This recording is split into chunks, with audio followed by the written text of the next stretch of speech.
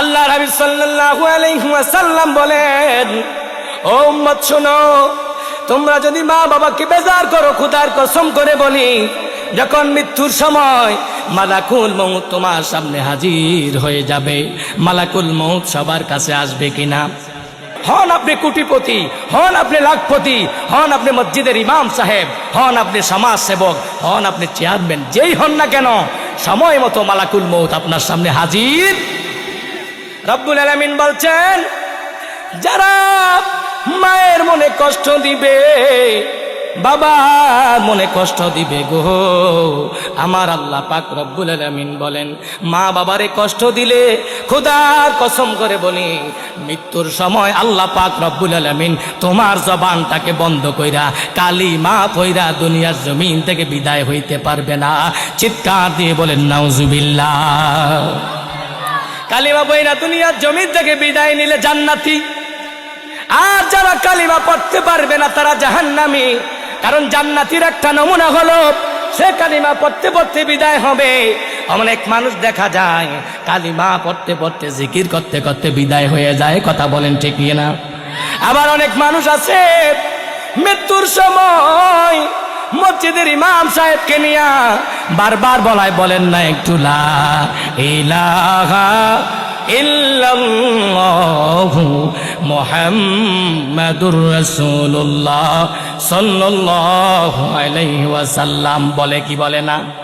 বারবার বলে, কয় না একটু লা ইলাহা ইল্লাল্লাহ, কিন্তু তে কই কালিমা কই কোনো খবর পড়তে পারে না।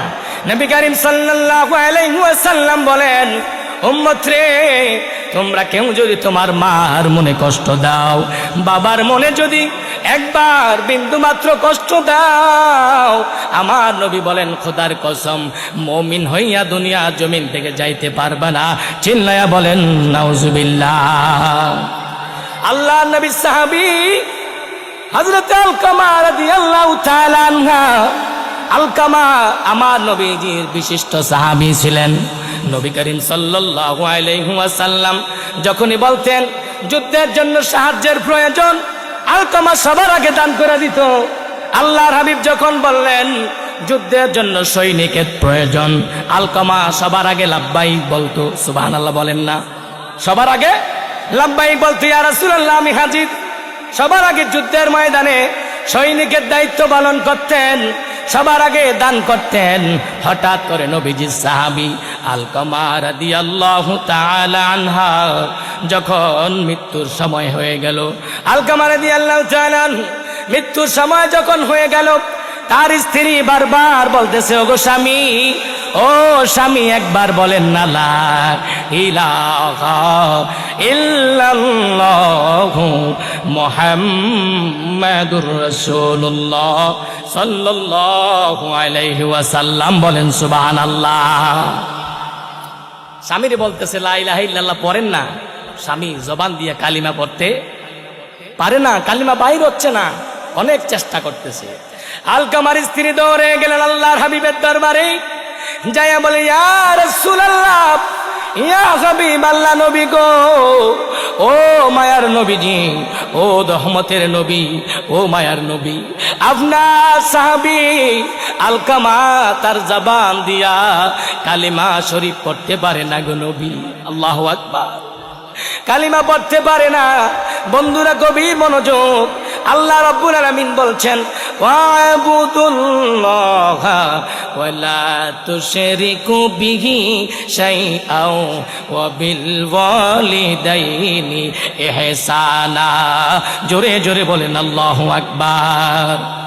আল্লাহ রাব্বুল আলামিন বলেন, বান্দারে, ও বান্দা, আমি আল্লাহর ইবাদত করা যেমন ফরজ, তোমার মা বাবার খেদমত করাও তোমার জন্য ফরজ। বলেন না সুবহানাল্লাহ। আলকামার স্ত্রী ডাক দিয়া বলে, ইয়া রাসূলুল্লাহ, নবীজি, ও মায়ার নবীজি, আপনার সাহাবী আলকামারে বারবার বলতেছি, বলেন না লা ইলাহা ইল্লাল্লাহু মুহাম্মাদুর রাসূলুল্লাহ। আপনার সাহাবী আলকামা পড়তে পারেন না, আমার নবীজি বুঝা ফেলছে। আহারে, কেন সে কালিমা পড়তে পারে না? আমার নবী জানে কি জানে না? কথা কয় না, জানে কি জানে না?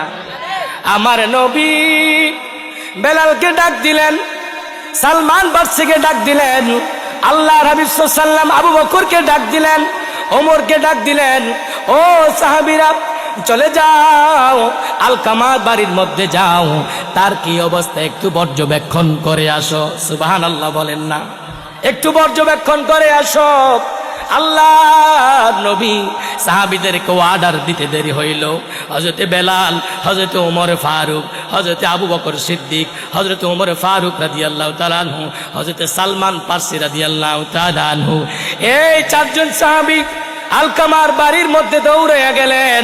যাইয়া আলকামারে সালাম দিয়া বলতেছে, বলো আলকামা, লা ইলাহা ইল্লাল্লাহু মুহাম্মাদুর রাসূলুল্লাহ সাল্লাল্লাহু আলাইহি ওয়াসাল্লাম। জোরে জোরে বলেন না সুবহানাল্লাহ। সাহাবীরা বারবার বলছে, আলকামা তার জবান থেকে বলতে পারে না। আবু বকর বলে, বেলাল রে, আল্লাহর হাবিবের দরবারে জিয়া খবরটা দিয়া দাও। ইয়া রাসূলুল্লাহ, নবীজি,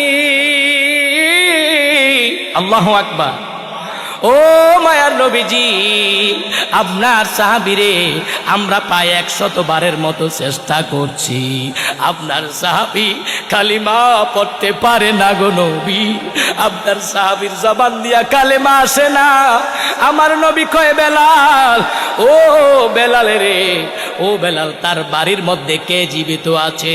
বেলাল কয়, ইয়া রাসূলুল্লাহ, নবীজি, তার বাড়ির মধ্যে তার একটা বৃদ্ধ মা ছাড়া আর কেউ জীবিত নাই।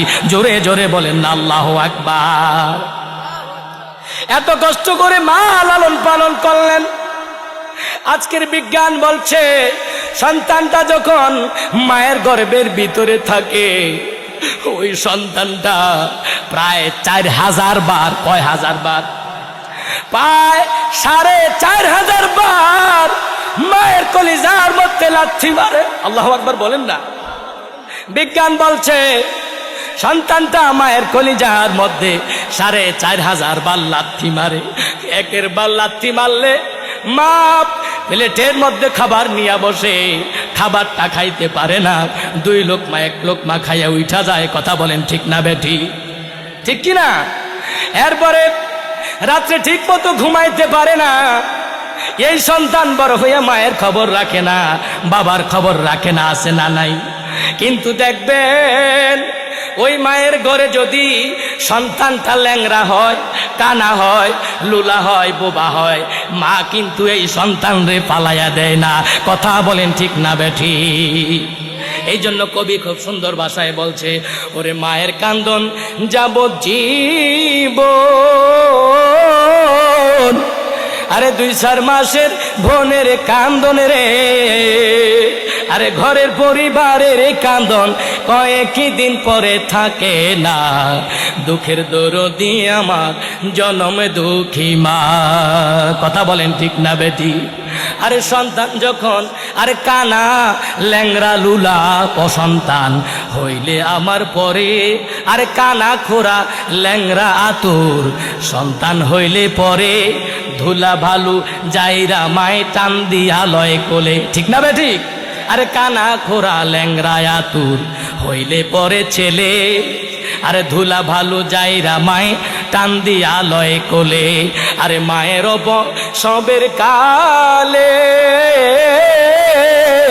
আরে বলে নালায় পড়ো আরে ও, আরে মায়ের সবের কালে,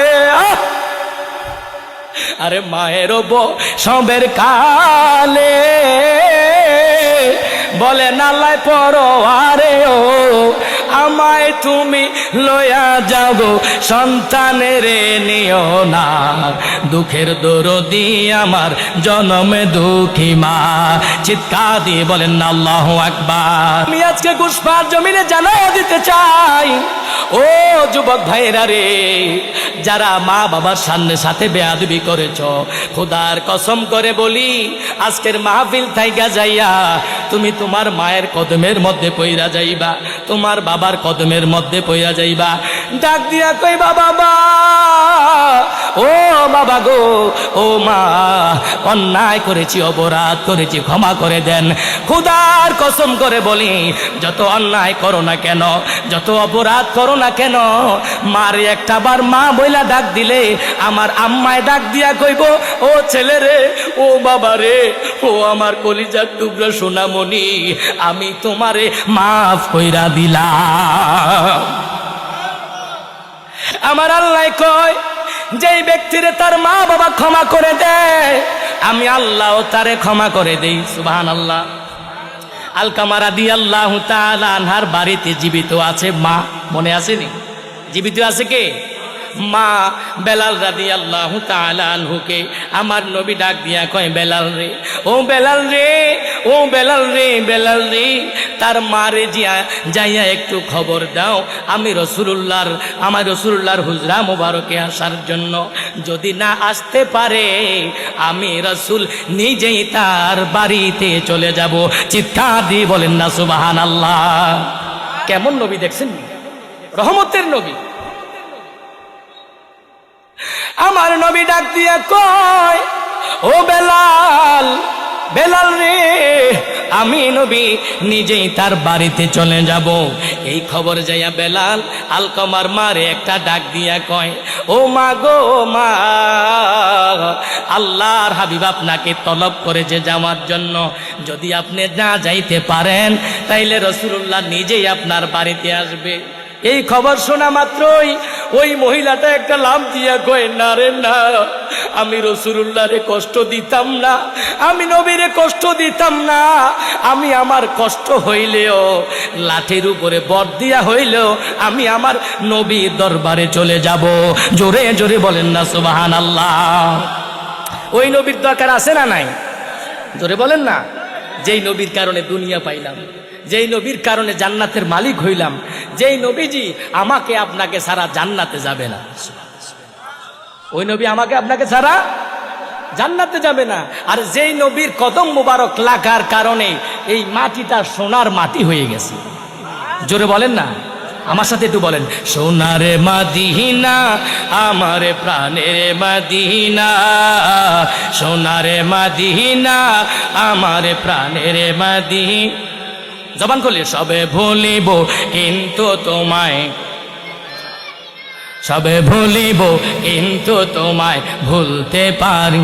আরে ভুলিনি, ভুলবো না, ভুলিনি, জোরে জোরে, ভুলিনি, ভুলতে পারি না, সবে ভুলিব কিন্তু তোমায় ভুলতে পারি না, সবে ভুলিব কিন্তু তোমায়। ইয়াসরিবে নামে ছিলে তুমি অলক্ষণের দেশ। এটা কিন্তু সোনার মদিনা ছিল না, খুব খারাপ জায়গা ছিল।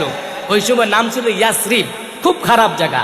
কবি বলছে, ইয়াসরিবে নামে ছিলে তুমি অলক্ষণের দেশ, বড়ই মারাক তগে যে ছিল তোমার পরিবেশ। ইয়াসরিবে নামে ছিলে তুমি অলক্ষণের দেশ, বড়ই মারাক তগে যে ছিল তোমার পরিবেশ। নবীর ছোঁয়া লেগে সেথায় সোনার মদিনা, নবীর ছোঁয়া লেগে সেথায় সোনার মদিনা, সবে ভুলিব। মাশাআল্লাহ মাশাআল্লাহ, মা মোহাব্বতে বলেন সবে ভুলিব। আর সমো আল্লাহর চেয়ে দামি তুমি হও, খোদার সৃষ্টিতে তুমি শ্রেষ্ঠ ভূমি হও। সুবহানাল্লাহ কন্যা। আর সমো আল্লাহর চেয়ে দামি তুমি হও, খোদার সৃষ্টিতে তুমি শ্রেষ্ঠ ভূমি হও। আর সমো আল্লাহর চেয়ে দামি তুমি হও, খোদার সৃষ্টিতে তুমি শ্রেষ্ঠ ভূমি হও। কেন? তোমার বুকে শুয়ে আছে শাহে মদিনা, তোমার বুকে শুয়ে আছে শাহে মদিনা, সবে ভুলিব। মাশাআল্লাহ মাশাআল্লাহ, মোহাব্বতে বলেন সবে ভুলিব। সোনার মদিনা আমার প্রাণের মদিনা সবে ভুলিব তাহলে সব ভুলা গেলেও মদিনার কথা ভুলা যায় না কথা বলেন ঠিক না বেঠি আমার নবী ডাক দিয়া কয় ও আলকমার মারে আমার বাড়িতে আসতে বলো যদি না পারে তাইলে আমি রসুল নিজেই যাব সুবহানাল্লাহ কয়েন না আজকের এমপিরা মন্ত্রীরা ভোটের আগে সবার বাড়িতে বাড়িতে যায় ঠিক নি যখন পাশ করে এমপি মন্ত্রীরা আর ঢোকাইয়া পাওয়া যায় না আছে না নাই এমপিরা নামাজ দেখবেন ভোটের আগে টুপি মাথায় দেয় ভোটের আগে নামাজ পড়ে ভোটের পরে আর মসজিদের কিনারেও পাওয়া যায় না কথা বলেন ঠিক না বেঠি আপনারা কি ভয় পাইতেছেন নাকি আসেনি এরকম আসেনি আলকমার মা কয় আমি কষ্ট কইরা হলেও নবীর বাড়িতে যাব লাঠিটা বদ দিয়া আমার নবীর বাড়ির মধ্যে যখন আসলেন আয়েশা কয় ইয়া রাসূলুল্লাহ নবী গো ও মায়ার নবীজি আপনি আমার কেন তলব করছেন আমার নবী ডাক দিয়া কয় আলকমার মারি ও আলকমার মা আমি আপনাকে দুইটা প্রশ্ন করব আপনি দুইটা প্রশ্নের সঠিক জবাব দিবেন আর যদি ভুল উত্তর দেন আমি ওহির মাধ্যমে জেনে যাব নবীজি ডাক দিয়া কয় ও আলকমার মা বলেন তো দেখি আপনার সন্তানটা কেমন আলকমা কেমন মনে আসেনি আলকমার মা ডাক দিয়া কয় ইয়া রাসূলুল্লাহ নবী গো আমার সন্তান কেমন এটা আমার চাইতে আপনি ভালো জানেন কারণ আপনার কাছে বেশি সময় সে থাকতো যুদ্ধের ময়দানে সবার আগে লাব্বাইক ও সাদাইক ইয়া রাসূলুল্লাহ বলে হাজির হয়ে যেত যুদ্ধের ময়দানে সাহায্য চাইলে সবার আগে দিয়া লাইতো তাইলে আপনি আমার চাইতে ভালো জানেন কথা বলেন ঠিক কিনা এবার আবার নবীজি প্রশ্ন করিয়া ও আলকমার মা বলেন তো দেখি আপনার সন্তান আপনার সাথে কেমন আচরণ করে এইটা বলার সাথে সাথে আলকমার মা চোখের পানিটা ছাইরা দিয়ে কয় ইয়া রাসূলুল্লাহ নবীজি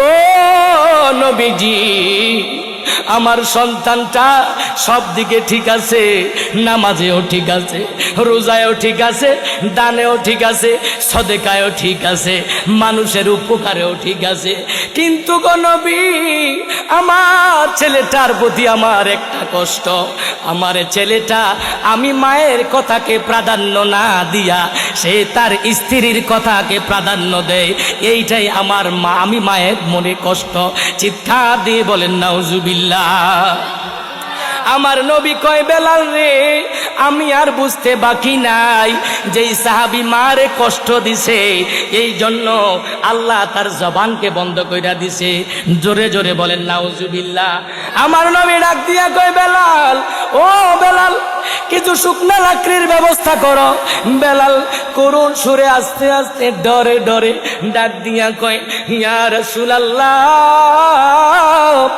ইয়া হাবিবাল্লাহ ও মায়ার নবীজি শুকনা লাকড়ি দিয়া আপনি কি করবেন আমার নবী ডাক দিয়া কয় বেলাল রে এই শুকনা লাকড়ি দিয়া আমি আলকমারে দুনিয়ার আগুনের মধ্যে জ্বালায়া দিব চিৎকার দিয়ে বলেন আল্লাহু আকবার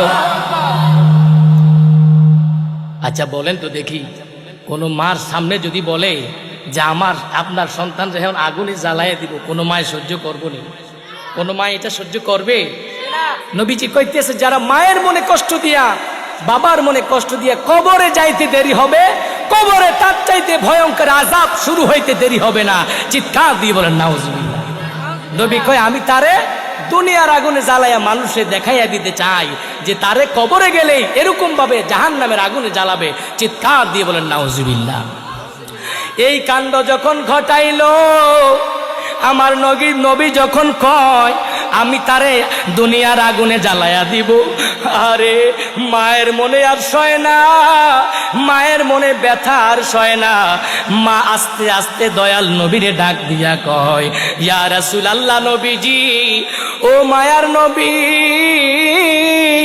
ও দয়াল নবীজি, আমি আমার সন্তান রে আপনাকে সাক্ষী রাইখা বললাম, সাহাবাই কেরামকে সাক্ষী রাইখা বললাম, আমার আল্লাহরে সাক্ষী রাইখা বললাম, আমি আমার সন্তানকে এই মুহূর্তে মাফ কইরা দিছি।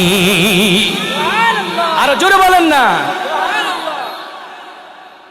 এই কথা বলার সঙ্গে সঙ্গে নবীজি কয়, এটাকে আমারে খুশি করানোর জন্য বললো নাকি?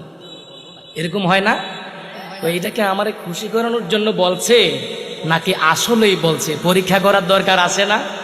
জোরে বলেন না, একটু দূরে সরি বলেন আল্লাহুম্মা।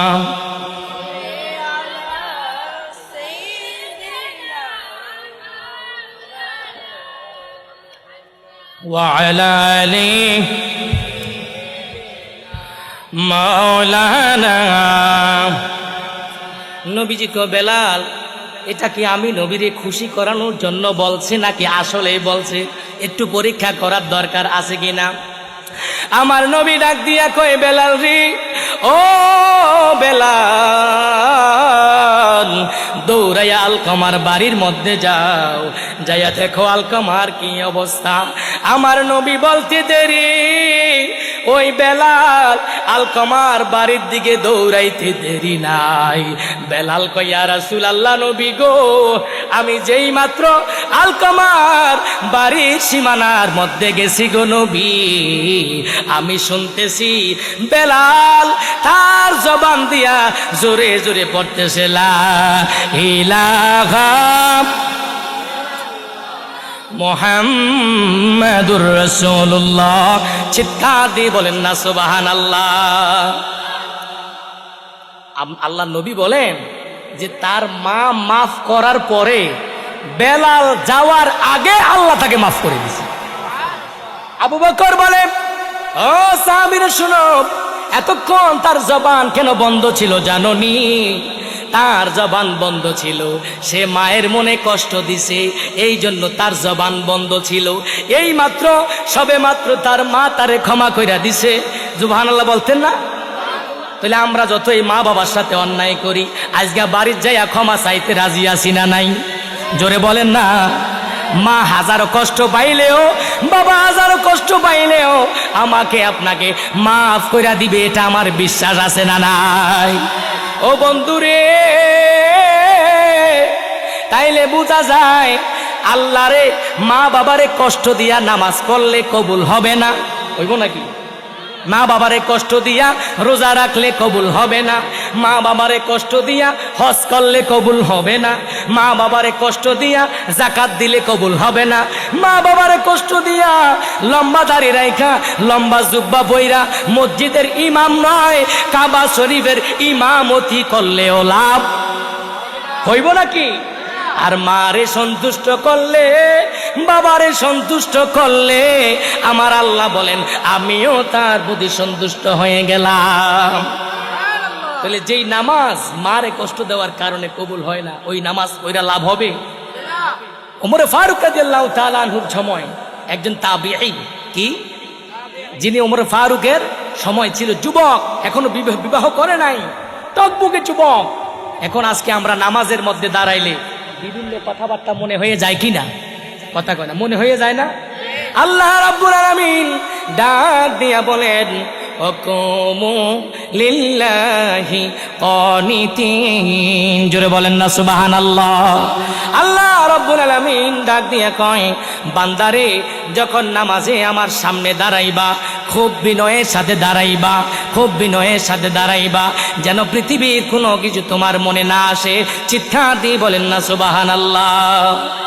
লোক দেখানো নামাজ পড়া যাবে না, লোক দেখানো হজ করা যাবে না, লোক দেখানো যাকাত দেওয়া যাবে না।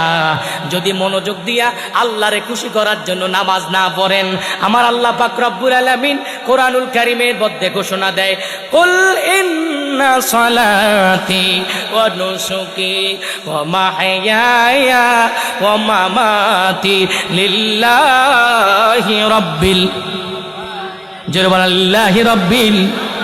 আমার আল্লাহ ডাক দিয়া কয়, হাবিব আপনি জানায়া দেন, কুল ইন্না সালাতি, নামাজ কার জন্য, ওয়া নুসুকি, আমার কোরবানি কার জন্য, ওয়া মাহইয়ায়া, আমার হায়াত কার জন্য, অমামাতি, আমার মৌত কার জন্য?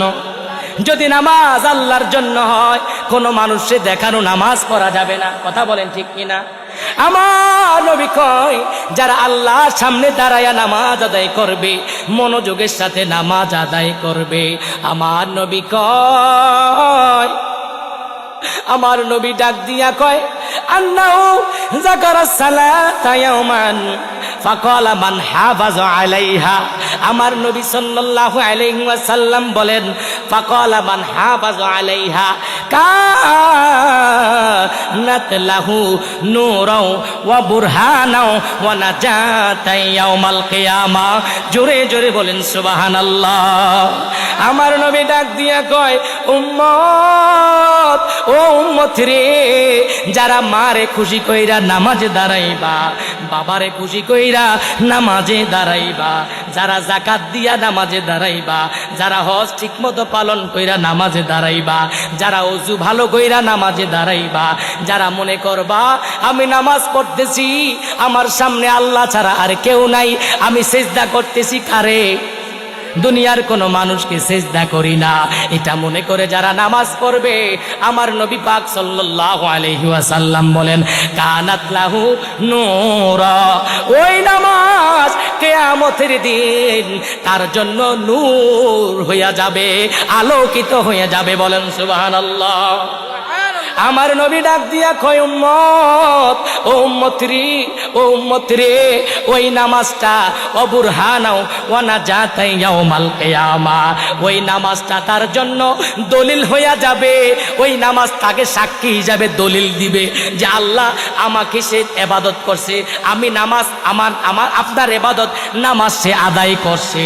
আল্লাহর হাবিব বলছেন, ওয়া নাজাতান ইয়াউমাল কিয়ামা, ওই কিয়ামতের দিন নামাজ তাকে আল্লাহর পক্ষ থেকে নাজাতের ব্যবস্থা করে দিবে। ওই নামাজ পড়ার দরকার আছে না নাই? জোরে কর না। আল্লাহ পাক আমাদেরকে ওই নামাজ পড়ার তৌফিক দেখ যেই নামাজে আল্লাহ আছে, ঠিক কিনা? আল্লাহ পাক ওই নামাজ পড়ার তৌফিক দেখ যেই নামাজে দুনিয়ার কোনো কিছু মনে হয়। তাহলে নামাজ পড়বো কার জন্য? কোরবানি কার জন্য? আমার হায়াত, আমার মৌত। আল্লাহ রাব্বুল আলামিন বলেন, আল্লাযী খালাকাল মাউতা ওয়াল হায়াতা লিয়াবলুয়াকুম আইয়ুকুম আহসানু আমালা। বান্দারে, আমি তোমার হায়াত এবং মৌতের মাঝখানে অল্প একটু সময় দিছি, দেখি বান্দা তুমি এই অল্প সময়ে কি করতে। সুবহানাল্লাহ বলবেন না? লাস্ট একটা কথা বলে শেষ করছি। আচ্ছা বলেন তো দেখি, পরীক্ষার্থী পরীক্ষার হলে যায় পরীক্ষার প্রস্তুতি নিবে নাকি যাওয়ার আগে? পরীক্ষার হলে যাওয়ার আগে যেমনি করে পরীক্ষার প্রস্তুতি নিতে হয়, কবরে যাওয়ার আগে দুনিয়ার জমিনে আমাকে কবরের প্রস্তুতি নিতে হবে। জোরে জোরে বলেন না সুবহানাল্লাহ। আল্লাহ পাক রব্বুল আলামিন আজকের এই মাহফিলের থেকে শিক্ষা গ্রহণ করার তৌফিক দেখ। মা বাবার খেদমত ছাড়া কোনো কিছু কবুল হবে। আল্লাহ পাক রব্বুল আলামিন আমাদের সবাইকে মা বাবার খেদমত, আল্লাহ রব্বুল আলামিনের ইবাদত, নবী পাকের মহব্বত নিয়ে জীবন গড়ার তৌফিক দান করুক। জোরে বলেন না আমিন। আর জোরে বলেন। তাহলে ওই নামাজ আমাদের পড়ার দরকার আসেনি না? লোক দেখানো নামাজ পড়বেন না? ভোটের আগে ভোটে জিতার জন্য নামাজ পড়বেন? এরমা নামাজ আছে না? নামাজি আছে না? আমি তো প্রথমে বলে লাইছি, এরমা নামাজি আমাদের সমাজে নাই। জোরে কোন নাই? আপনারা কি এমপি মন্ত্রীতে ভয় পান নাকি? ভোটের আগে নামাজ পড়ে এরপরে আর বিশ্রিয়ে পাওয়া যায় না। ভোটের আগে করে রাস্তা করে দিব, এরপরে আর ঠোকাইয়া পাওয়া যায় না। এরকম নামাজি আছে না নাই? আবার সাপ্তাহিক নামাজি আছে না নাই? এই নামাজের কোনো দরকার? ওমর ফারুক রাদিয়াল্লাহু তাআলা আনহুর বর্ণনায় ওমর ফারুক বলছেন, নবী গো, ও নবীজি, আমি নবী হইলাম, আমি ওমর হইলাম, আপনি নবীর সাহাবী। আমার একজন তাবিঈ, সে বড় নামাজি ছিল, সে বড় আল্লাহওয়ালা ছিল, এখনো বিবাহ করে নাই, এখনো বিবাহ করে নাই, বিবাহ করে নাই, যুবক অবস্থায় আল্লাহওয়ালা। সুবহানাল্লাহ বলবেন না? তাহলে এটা অনেক কঠিন জিনিস, বিবাহ করার আগে আল্লাহওয়ালা। নামাজের আজান যখন হয়ে যায়, ওই যুবক দৌড়াইয়া মসজিদে চইলা যায়। আজকের যুবকরা নামাজ থাক দূরের কথা, বাড়ি ঘরেও ঠোকাইয়া পাওয়া যায় না। কথা বলেন ঠিক না বেঠি? ও বন্ধুরা, যুবক ভাইয়েরা, গভীর মনোযোগ, গভীর মনোযোগ। আল্লাহ নবীর সাহাবী আমিরুল মুমিনিন ওমর ফারুক রাদিয়াল্লাহু তাআলা আনহু বলছেন, আমার তাবিঈ যখন মসজিদে আযান হইতো, মুয়াজ্জিন সাহেব আযান দেয়, আল্লাহু আকবার আল্লাহু আকবার আল্লাহু আকবার আল্লাহু আকবার, আল্লাহ সবচাইতে বড়, আল্লাহ সবচাইতে বড়। কথা বলেন ঠিক না বেঠি? আল্লাহর চাইতে বড় কেউ আছে নাকি? কেউ আছে? এরপরে মুয়াজ্জিন বলে, হাইয়া আলাস সালাত হাইয়া আলাস সালাত হাইয়া আলাল ফালাহ, কল্যাণের দিকে আসো, নামাজের দিকে আসো। মুয়াজ্জিন সাহেব বলে, নামাজের দিকে আসো, আর যুবক তুমি যাও গাঞ্জার আসরের দিকে। কথা বলেন ঠিক না বেঠি? এরকম যুবক আমাদের সমাজে নাই? জোরে কন্যা। যারা মদ খাবে, গাঁজা খাবে, ইয়াবা খাবে, তাদের জান্নাত নসিবে হবে? কথা কেন নসিবে হবে? যারা খাবে না, যারা গাঁজা থেকে, ইয়াবা থেকে, মদ থেকে বিরত থাকবে, আল্লাহ রাব্বুল আলামিন তাদেরকে একটা সুসংবাদ দিয়েছে। সংক্ষেপে কইলাই, আল্লাহ রাব্বুল আলামিন বলেন, ওয়া আনহারুম মিন খামরিল লাজ্জাতিল লিশারিবিন। চিৎকার দিয়ে বলেন না সুবহানাল্লাহ।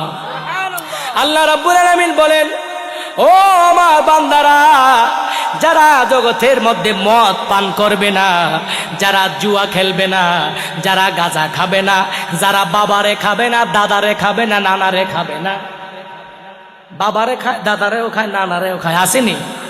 কথা কর না। যাইবো গুসপার দিকে, যাইবো বোরার দিকে, বোরার দিকে যাই তুলে পুষ্কুলের মধ্যে পড়ে যায়, আসে না নাই? এগুলো খাইলে মাথা ঠিক থাকে না, তো মাথা ঠিক থাকে না। যাইয়া বউরে কয় মা, মারে কয় বউ, আছে না নাই? ইমানও গেছে, তুইও গেছ, নাউজুবিল্লাহ কর না। তাহলে এই মদ, এই গাঁজা খাওয়ার দরকার আসেনি? আল্লাহ রাব্বুল আলামিন ডাক দিয়া কয়, জগতের মানুষ যারা এই জগতের মধ্যে হারাম খাবে না, যারা মদ খাবে না, যারা গাঁজা খাবে না, যারা ইয়াব্বা খাবে না, আল্লাহ রাব্বুল আলামিন কয়, ওয়া আনহারুম মিন খামরিল লাজ্জাতিল লিশারিবিন। জোরে বলেন সুবহানাল্লাহ। আল্লাহ রাব্বুল আলামিন কয়, ওই বান্দারা যখন জান্নাতের মধ্যে যাবে, আল্লাহ রাব্বুল আলামিন জান্নাতের মধ্যে তাদের জন্য মদের ব্যবস্থা রাখছে। বিশ্বাস হইল না কথাটা? আল্লাহ বলছেন তাদের জন্য জান্নাতে আমি মদের ব্যবস্থা রাখছি। সুবহানাল্লাহ বলেন না? আল্লাহ বলছেন মদ, মদের সাথে পাখির বুনা করা গোশত থাকবে, জান্নাতে সব নিয়ামত তাদের জন্য থাকবে। সুবহানাল্লাহ বলেন না? জান্নাতে যাইয়া যখন আপনি প্রথম বসবেন, একটা সোফার মধ্যে বসবেন। এগুলো বিস্তারিত আলোচনা বলার সময় নাই। যাই কোথায় বসবেন? সোফার উপরে বসবেন। এই সোফাটা থাকবে 70টা কার্পেটের উপরে। কয়টা কার্পেট? 70টা কার্পেটের উপরে এই সোফাটা থাকবে। আপনি জান্নাতের মধ্যে বসবেন। বসার পরে একা একা, ডাইনেও কেউ নাই, বামেও কেউ নাই।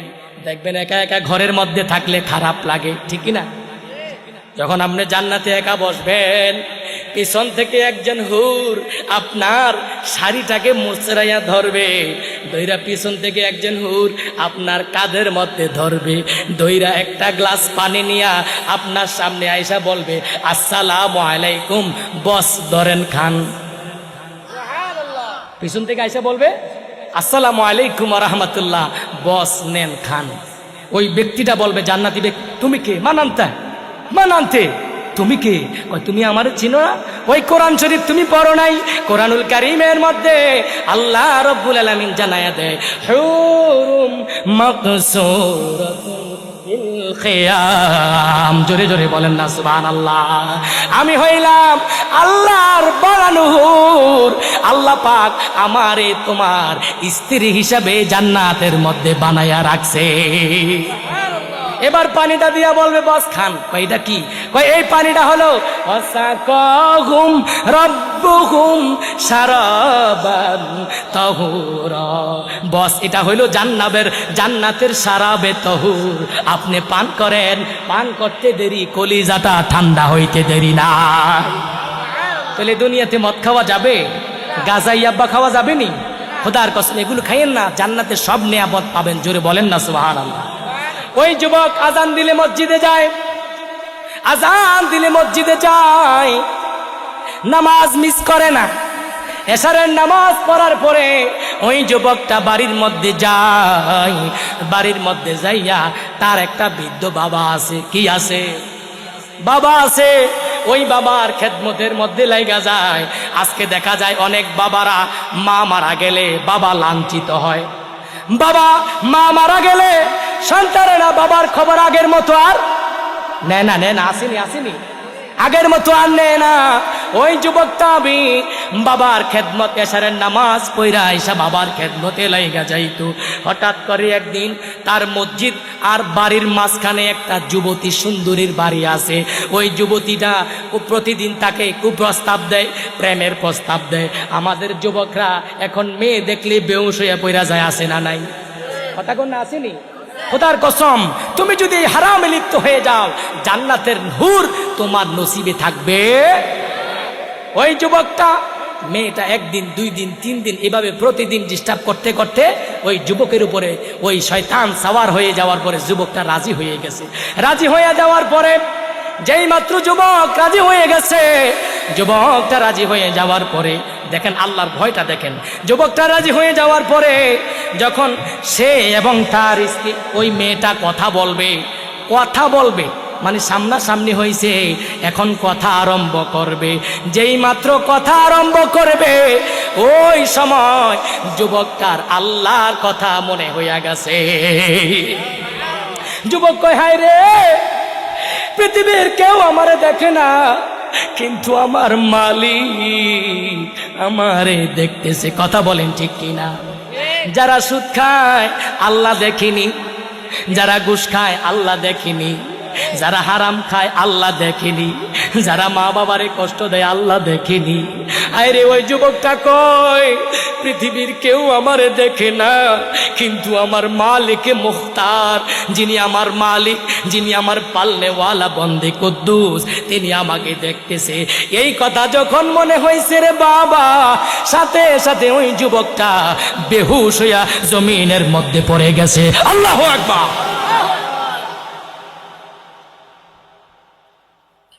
বেহুশ হয়ে যাওয়ার পরে অনেকভাবে তাকে চেষ্টা করতেছে, পানি দ্বারা ঝাড় বুক দিয়া হুঁশে আনানোর জন্য চেষ্টা করতেছে। কোনোভাবে ওই যুবক হুঁশে আসে না।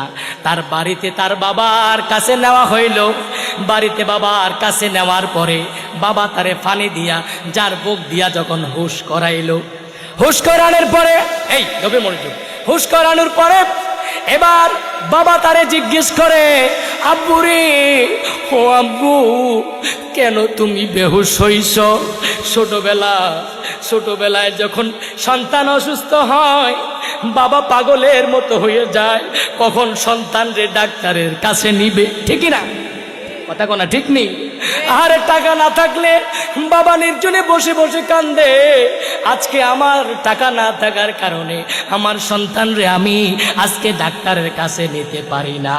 ওই তাবিঈর বাবা তারে ফু দিয়া পানি দিয়া হুঁশ করাইলো। হুঁশ করানোর পরে বলতেছে, বাবা তুমি কোন কারণে বেহুশ হইছ? কোন কারণে বেহুশ হয়েছে মনে আসেনি? কোন কারণে বেহুশ হইছ? ওই যুবক তাবিঈ ডাক দিয়া বলে, আব্বা এই পরিস্থিতির কারণে আমি বেহুশ হইয়া গেছি। এই কথাটা বলতে দেরি রে বাবা, আবার যুবকটা বেহুশ হয়ে জমিনের মধ্যে পড়ে গেছে। জোরে বলেন আল্লাহু আকবার।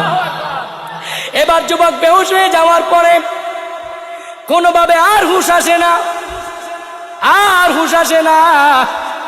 এবার ডাক্তার কবিরাজ খবর দিয়া পালস রগদারে চেক কইরা দেখে ওই যুবকটা আর দুনিয়ার জমিনে বেঁচে নাই। বলেন ইন্না লিল্লাহি ওয়া ইন্না ইলাইহি রাজিউন। ওই মানুষটার যেমনি কইরা মৃত্যু হইছে রে বাবা, আমার আপনার মৃত্যু এভাবে হইতে পারেনি। এই জন্য কবি একটা গজল লেখছে, মানুষ কই যায় রে দুনিয়া ছাড়িয়া, মসজিদের ওই পালকি আইনা দুলা দেয় সাজায়া তারে জনমের লাগিয়া। মসজিদের ওই ভাই কথা বললেন, আমরা সবাই কি মুসলমান? কি নামে না কামে? জোরে বলেন না। নামে, কাম কিছু কিছু করি, যদিও পুরাপুরি করি না, আল্লাহ পাক আমাদেরকে পুরাপুরি ইসলামের কামগুলি করার তৌফিক দেখ, বলেন আমিন। জোরে বলেন না। আল্লাহ পাক আজকের এই মাহফিলকে কবুল করে, বলেন আমিন। তো কিছু কিছু মানুষ দেখবেন যখন বেশি অসুস্থ হয়ে যায় তখন বলে আল্লাহ আমারে কেন বানাইছে, আল্লাহ আমারে না বানাইতো, এরকম কিছু কিছু কথা বলেনি। এই কথা বলা যাবে? আল্লাহ আমাকে আপনাকে বানাইছে যে কোনো একটা উদ্দেশ্য করে, কথা বলেন ঠিক কিনা? আল্লাহ রাব্বুল আলামিন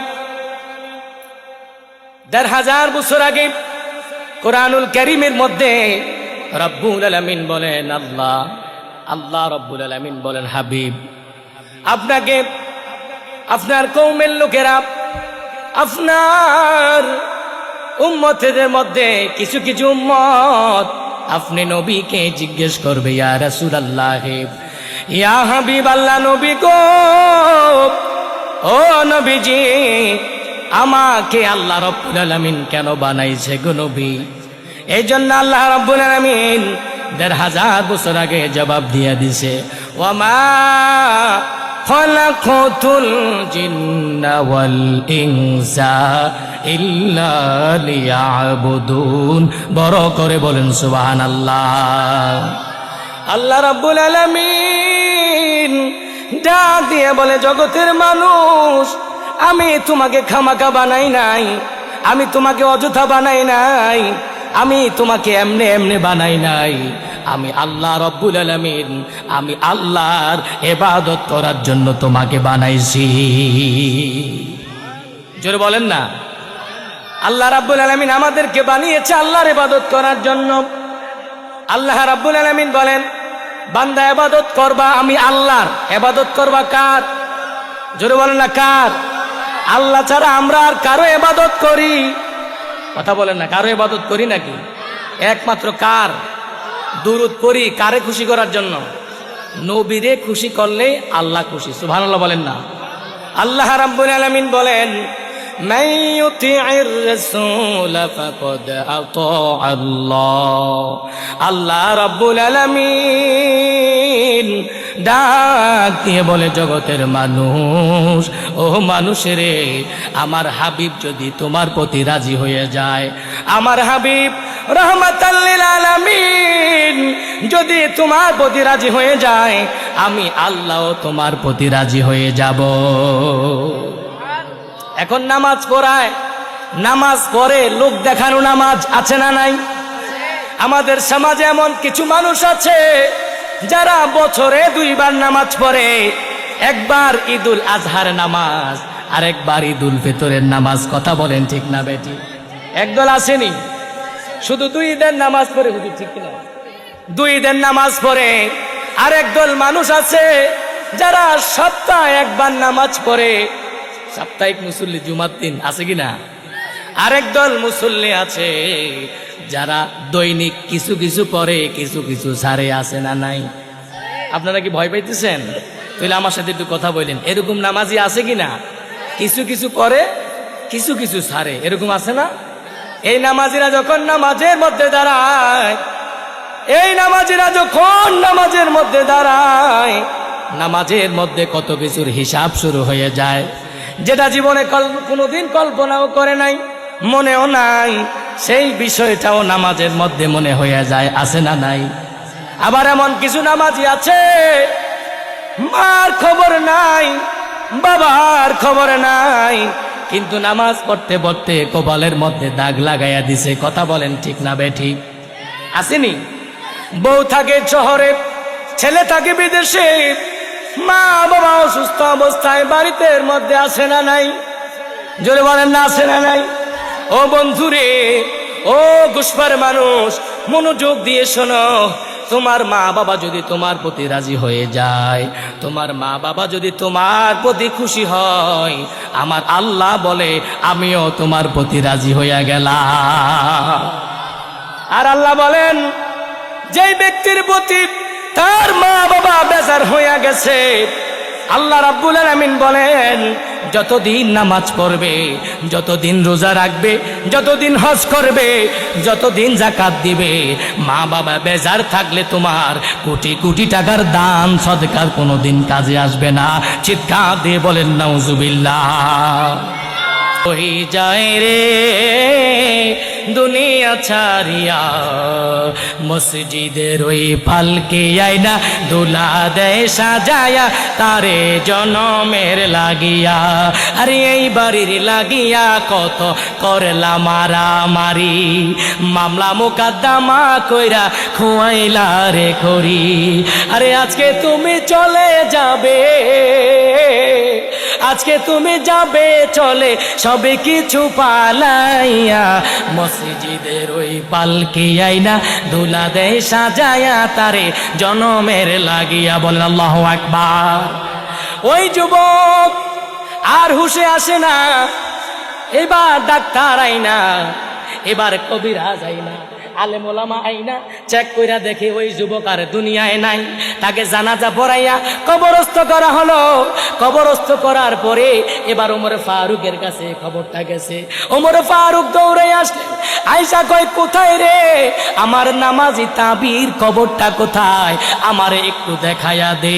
আমার ওমর ফারুক ওই যুবকের কবরের পাশে যায়া জোরে জোরে চিৎকার করে বলতেছে, অলিমান খাফা মাকামা রাব্বিহি জান্নাতান। হবে সব আসেনি আসেনি সূরা আর রহমান 27 পারায়, অলিমান খাফা মাকামা রাব্বিহি জান্নাতান।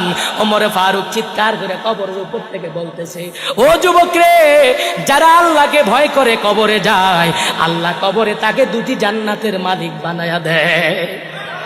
এই কথাটা ওমর বারবার বলতে বলতে হঠাৎ করে ওই যুবক কবরের ভিতর থেকে বলতেছে, আমিরুল মুমিনিন, খোদার কসম, কবরের ভিতরে আল্লাহ আমাকে জান্নাতের দুটি ফুলের বাগান দান করেছে। তাহলে ওই নামাজ, ওই যুবক, ওই নেককার, ওই সলিহীন হওয়ার দরকার আছে না নাই? আল্লাহ রাব্বুল আলামিন আমাদের মাহফিলকে কবুল মঞ্জুর করুক, জোরে বলেন আমিন। মা বাবার খেদমত, আল্লাহ রাব্বুল আলামিনের ইবাদত, নবী পাকের মোহাব্বত নিয়ে দুনিয়ার জমিন থেকে বিদায় হওয়ার সুবর্ণ সুযোগ দান করুক। আমার তৌফিক ইল্লা বিল্লাহ। দোয়া করবেন আল্লাহ সুবহানাহু ওয়া তাআলা যেন জীবনের শেষ সময় পর্যন্ত এই কোরআনের খেদমত করার তৌফিক এনায়েত করেন, জোরে বলেন আমিন। আসসালামু আলাইকুম ওয়া রাহমাতুল্লাহি ওয়া বারাকাতুহু। আলহামদুলিল্লাহ।